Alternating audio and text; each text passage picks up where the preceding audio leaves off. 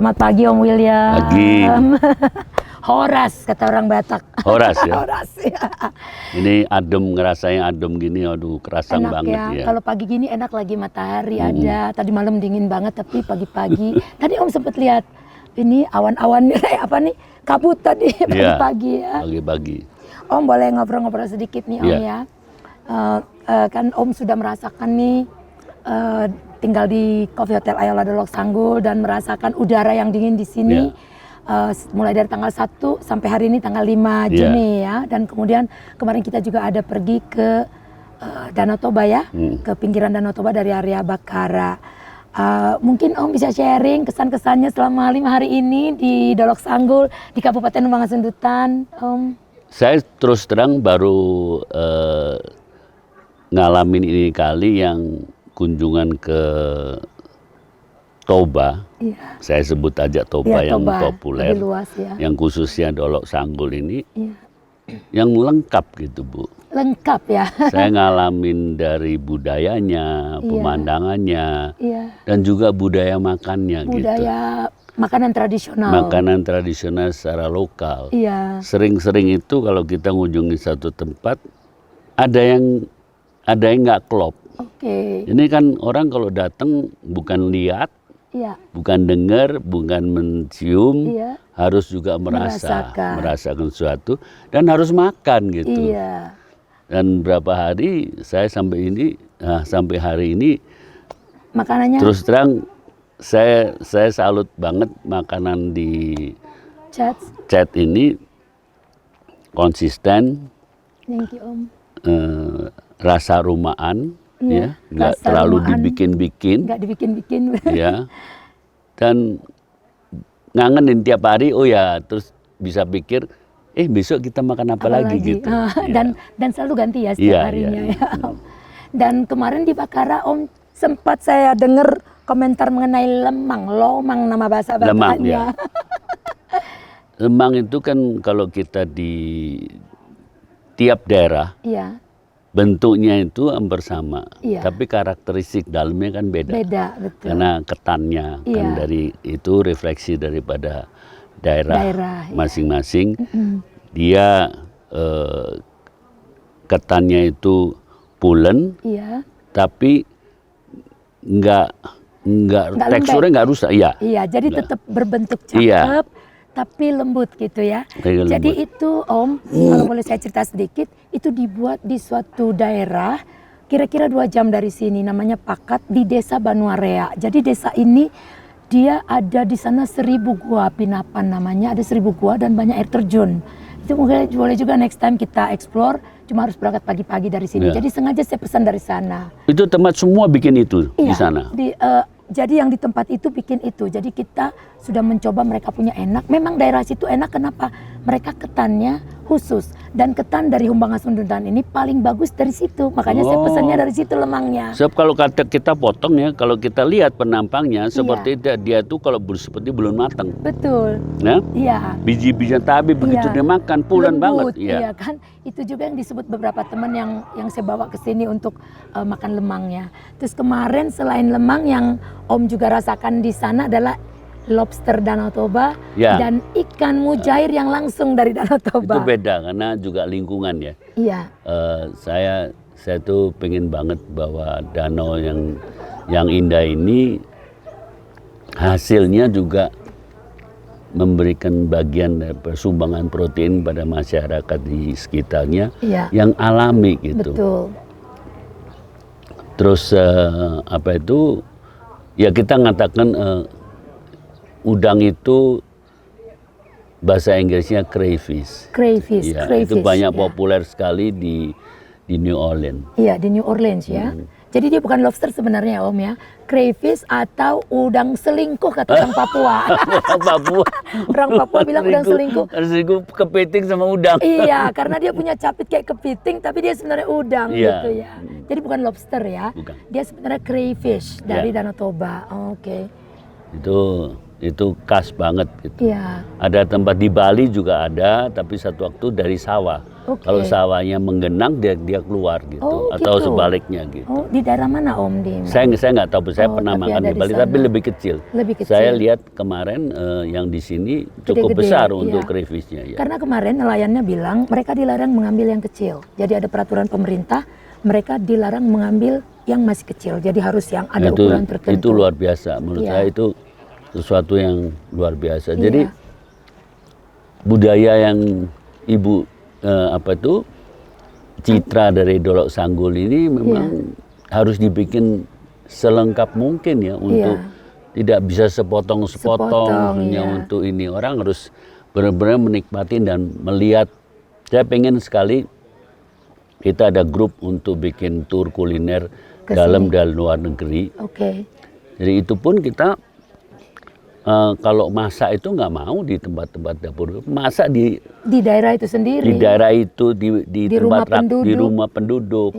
Jadi kita bisa melihat mengapresiasi bagaimana cara mereka masyarakat lokal itu hidup. Dengan keadaan yang sederhana banget, tapi hasilnya itu menghasilkan makanan yang enak. Jadi kemarin Om kayaknya nggak sempat coba. Mereka waktu kita kan datangnya agak siang ya, agak lebih lama dari mereka. Jadi mereka mencoba juga mie gomak yang dibuat oleh Nantulang yang rumahnya persis di belakang tapi ini Taubai Chats itu. Ada rumah di situ. Kita pesen ke sana 150 porsi dan semua orang bilang enak. Iya. Terus kemarin juga ada ongol-ongol, Om juga nggak sempat coba. Tapi nanti saya mau minta mereka cobain sediakan ya. Semua juga bilang ongol-ongol itu enak. Nah itu dipesan dari sini juga. Dari satu kampung lain lagi namanya Sirisi.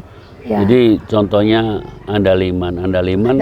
Orang umumnya mencoba, kesemutan lidahnya nggak biasa Jawa. Tapi mereka juga nggak pernah nyoba seperti tadi yang kita gigit berdua ya.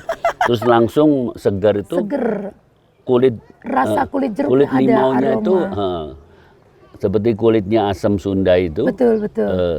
Tampil, tapi kalau udah kering hilang itu. Hilang nggak keciumnya. Tadi waktu kita gigit fresh gitu, kecium. Nah itu yang membedakan Sichuan dengan di sini. Andaliman. Jadi Om kemarin bilang bahwa belum jelas nih siapa yang duluan, Sichuan pepper atau Andaliman dari Humbang Hasundutan ini, atau dari kawasan Danau Toba ya. Terus Om, kita kan kemarin ada fine dining, luar biasa. Saya terharu karena kemarin sampai nangis rasanya melihat bagaimana kita menyajikan berkolaborasi. Karena tim saya udah biasa memasak secara internasional. Tapi konsepnya saya selalu bahwa kita datang ke suatu tempat, kita juga harus mempelajarin budaya kuliner setempat. Jadi kita bisa padu-padankan gitu. Seperti contohnya tuna kemarin ya. Tuna dari kalau Ambon. Di sini perut tuna yang dipilih. Itu bagian perut tuna, yellowfin tuna. Jadi kita beri sentuhan dengan sentuhan Nainura yang lebih ringan dibandingkan biasanya. Kalau di sini kan seolah-olah Nainura harus ikan. Seperti itu. Harus ikan mujair atau ikan emas. Terus sering juga salah sebut bahwa ini sashiminya Batak. Sebenarnya bukan. Sashimi itu mentah banget seperti yang di Jepang. Cuma dicocol kecap. Tapi kalau ini dibumbuin dengan dimatangkan dengan asam. Dimatangkan dengan asam. Dengan asam itu dari air jeruk jungga. Bukan. Asam jungga. Yang ini ya. Jeruk purut. Jeruk purut. Utep mangir namanya di sini. Itu dimatangkan itu baru dibumbuin. Asalnya versi masakan ini adalah dari Peru yang namanya ceviche. Jadi ini sebenarnya di Peru makanan yang seperti ini ya. Aslinya dari sana, tapi kita juga nggak ada catatan. Sama dengan Andaliman, Sichuan pepper. Siapa duluan gitu, itu yang jangan-jangan nenek moyangnya dulu satu. Itu dan kalau kita ke Maluku ada gohu. Jadi ini mirip gohu yang ada di Maluku juga. Kalau gohu lebih miripnya ke ke ceviche Peru, Lebih tapi mirip tidak ceviche. berbumbu seperti padatnya seperti di sini. Oke, jadi kalau yang di sini Naniura tuh bumbunya lebih padat. Ada Kunyit. ada kunyitnya, ada kemirinya, Kemiri, terus ada andalimannya, andaliman, ya. ada apa itu? Jeruk tadi. Jeruk purut, ya. Jeruk purut, terus Ya. ada kecombrang. Konje, iya, kecombrang. Itu harus. Nama Bataknya Rias. Rias Batak, Rias itu. Iya. Wow, luar itu biasa. yang ditambah lagi ya, memang saya juga baru tahu bahwa di sini nggak ada sapi. Iya, nggak ada. Dari kecil saya dari lahir sampai sekarang memang di sini tidak ada sapi, adanya kuda. Jadi hotel pun sapi harus datangkan dari Medan karena memang di pasar kita kemarin kan Om ke pasar dulu Sanggul tidak ada daging sapi. Iya, adanya daging kuda, daging babi hutan. ayam. Iya. Itu daging horbo. Iya. Saya juga senang bahwa sering kalau motret ke pasar. Iya. Di daerah Batak ini, saya suka profil juga para inang-inang. Iya, para inang. Kalau lihat kan sebenarnya kok sangar banget ya, tapi begitu tuh ramahnya luar biasa. Ramah luar biasa ya. Iya. Sama seperti saya ada segi-seginya tapi ramah kan ya Om. Iya. Mukanya lebih ada sudut-sudutnya ya. Aduh, thank you banget Om. Kemarin itu luar biasa kita menikmati.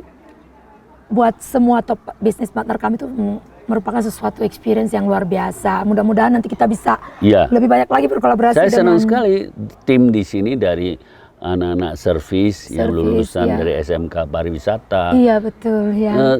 Kaget saya bahwa di daerah yang jauh dari pusat, misalnya Jakarta, kan semua orang tuh anggap Jakarta itu sebagai pusatnya, semua yang terbaik harus dari Jakarta, belum tentu gitu. Ini anak-anak attitude-nya bagus banget. Makasih Om. Padahal terus di dapur kolaborasi kerjasama dengan chef lokal, dengan kita, dengan chef lokal di sini, mempadu padankan. Saya tuh kepingin nanti selalu bahwa saya tetap percaya bahwa pemersatu bangsa itu lewat piring. Makanan, piringnya. Jadi mempersatukan Nusantara kita ini tercinta lewat makanan. Kita kalau saling apa itu kalau nggak kenal nggak sayang, gitu ya. Nah, nanti Aceh berdiri sendiri, di Batak sendiri, di mana sendiri. Tapi kita bisa saling silang seperti kemarin saya contohkan. Daging. Yang Ratna Mutu Manikam tuh luar biasa juga. Ya, Mutu Manikam ada Bataknya, ada Acehnya, ada Jawanya. Terus daging kita pakai daging yang bagus. Ya tetap harus import, tapi sentuhan sausnya beda, saksang. Nah itu Om, seru banget itu. Kemarin mungkin pada sempat kaget lihat kok menunya saksang gitu kan, sementara kita kemarin banyak yang campur dari berbagai suku dan lain sebagainya. Boleh cerita Om, bumbu saksang itu sendiri sebenarnya seperti apa? Kalau orang kenal saksang itu selalu konotasinya babi dimasak sama darah. Iya. Padahal saksang itu ada bumbu, sama dengan arsik. Iya. Arsik bisa dimasak dengan babi, dengan ikan, dengan saya malah bawa arsik sampai memasak arsik di Kairo. Di Kairo? Ya, menggunakan ikan dari Sungai Nil gitu. Ya. Terus kita juga bisa presentasikan arsik tapi dibuat sop buntut. Sop buntut arsik. Kalau kemarin sop arsik ya? Sop arsik tapi dengan seafood. Dengan seafood, iya. Ya, dengan aneka makanan dari laut. Dan itu bisa beda-beda tergantung kita mau kemana gitu. Iya, betul, iya. Terus jadi kembali ke saksang tadi. Ide saksang itu, saya itu tetap percaya. Bumbu itu harus dibikin dengan ahli aslinya. Nggak bisa bumbu saksang dibikin orang Jawa gitu. Jadi harus nggak keluar itu. Karena dia yang tahu rasanya ya. Jadi saya ambil esensi itu, saya pesen. Iya, bumbunya. Teman keluarga Nababan. Iya. keluarga Nababan yang membuat bumbu saksang itu. Iya. Kita padu-padakan dengan saus ala Eropa gitu. Jadi kita sama aja kan prinsipnya. Saus Eropa itu kan lebih hambar dibandingkan bumbunya nggak banyak. Iya. Kita beri sentuhan itu. Iya. Terus dikawin wanginya dari kelapanya keluar. Kemarin benar-benar rasanya keluar. Luar biasa. Gitu. Iya. Itu kemarin dagingnya dari mana Om? Bagian dari Australia, Angus beef ya. Angus beef dari Australia, makanya lembut banget. Iya. Dan begitu dikasih sos, saya sampai boleh nggak nambah sos. Biasanya kalau saya makan steak, saya sukanya steak doang dengan garam gitu sama pepper. Tapi kemarin karena sosnya enak banget, minta tambah boleh lagi kan? Dan ternyata boleh, jadi saya ditambahin lagi sosnya. Iya. Waduh, luar biasa. Terus Om, selanjutnya kira-kira apa saran Om untuk chats di sini, untuk bagaimana membuat saya saya sudah bahas sama Ibu kemarin.